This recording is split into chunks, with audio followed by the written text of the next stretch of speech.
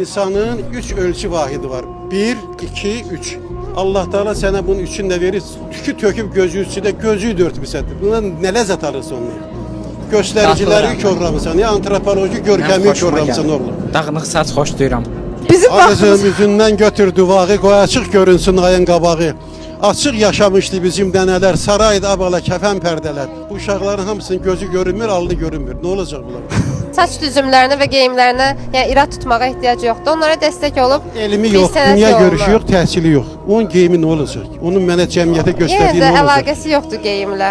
Əgər mənim balalarım, mənim uşaqlarım elmli, təhsilli, sənətləri olsa, onlar bir şeylər eləməyəcəklər. Bu xəstəliyin mahiyyətini tapıb onu müalicə eləmək lazımdır. Səbəbi müalicə eləmək lazım qızım. Bizim cəmiyyətdə boz-bulanıq, qarışıq bir şeyə döndərən səbəb Geyimlə, nədir? amma məncə elmi yəni bir tutmamaq lazımdır. İnsanlar necə istəyib geyinib və ağıllı da ola bilərlər. Yəni. İndi müvəqqəti dünyadır deyə kim nə istəyir, onu da tam eləyə bilər də. İndi bizə nə düşür ki, hörmət duymalıyıq. Adamlarımıza hörmət eləməliyik, hamısının fikrinə hörmət eləməliyik. Məsələn, mən saçımı uzadıram çünki mənim belə xoşuma gəlir. Ləzzət eləyir deyə belə saxlayıram. Müvəqqəti dünyadır. Oğlum, bir şəxsi maraq var, bir də ümumi xalq, cəmiyyət marağı var. Sənin şəxsi keyfiyyə biz niyə qurban verməliyik? Sənin şəxsi keyfin beləsə, hamımız biz sənin keyfin qurbanı olaq. Ümumi qəbul olunmuş ölçülər, dəyərlər var. Hamı o içində olmalıdır.